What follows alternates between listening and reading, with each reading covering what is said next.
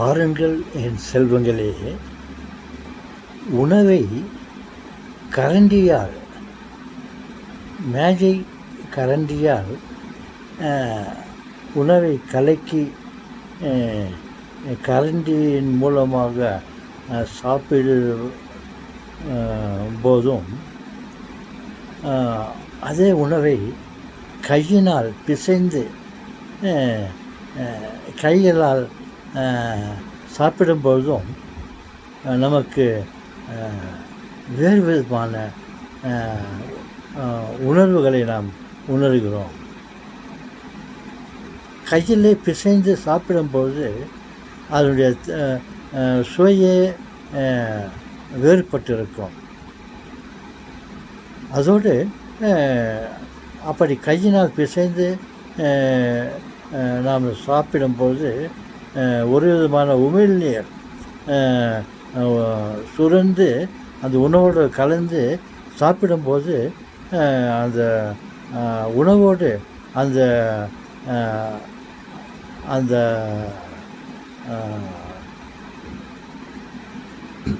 சாப்பிடும்போது அந்த அந்த வாயை என்னால் அந்த உணவை வாங்கி சாப்பிடும்போது அந்த வாயில் ஒரு தனிப்பட்ட ஒரு ரசாயனம் வருகிறது. அந்த ரசாயனமும் உணவும் சேர்ந்து நம் உடலுக்கு போகும்போது இந்த ஜீரண சக்தி நன்றாக இருக்கும்.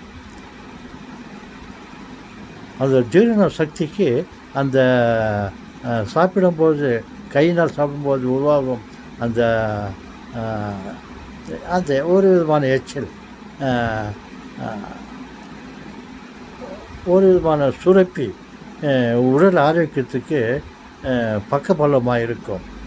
அதே சமயத்தில் டேபிள் ஸ்பூன், மேஜை கரண்டியெல்லாம் அந்த உணவை கலக்கி அந்த கரண்டி மூலியமாக நாம் சாப்பிடும்போது அது அவ்வளவு சுவையாக நமக்கு உணர முடியாது.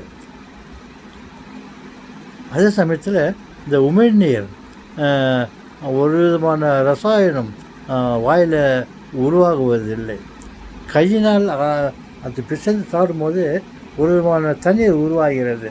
அந்த தண்ணீரும் உணவும் சேர்ந்தால் ஒரு தனிப்பட்ட ருசி சுவை கிடைக்கிறது.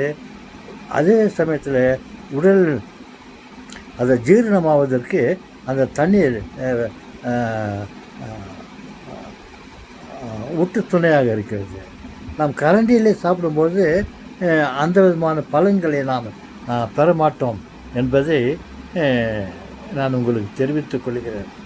நீங்கள் சாப்பிடும்பொழுது முடிந்த அளவுக்கு கைகளால் பிசைந்து அதை சாப்பிடுங்கள். உங்களுக்கு அதனுடைய முழு பலனையும் நீங்கள் உணர்வீர்கள்.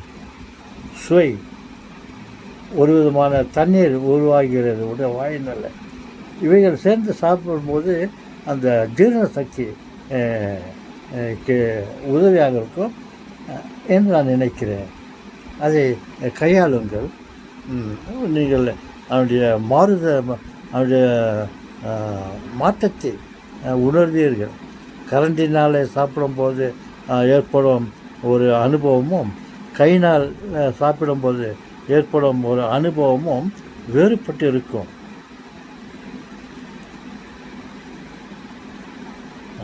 மேல்நாட்டுக்காரர்கள் கையில் அழுக்கு இருக்கும், அதை தவிர்ப்பதற்காக சுத்தமான ஸ்பூன், டேபிள் ஸ்பூனில் அள்ளி சாப்பிடுவார்கள். அவர்களுடைய பழக்க வழக்கம். ஆனால் தமிழ் இந்திய நாட்டு உணவு சாப்பிடும் பழக்கம் மாறுபட்டு இருக்கும். நம்ம சாப்பிடும்போது கையை நன்றாக அலம்பி விட்டு கையை சாப்பிட்டால் கையில் ஒன்றும் அந்த அழுக்கு இருக்காது. ஓகே சொல்லுங்களே, நீங்கள் சாப்பிடும்போது முடிந்த அளவுக்கு கைகளை நன்றாக கழுவி விட்டு சுத்தம் செய்துவிட்டு கையினால் உணவை உண்ண பயின்று கொள்ளுங்கள்.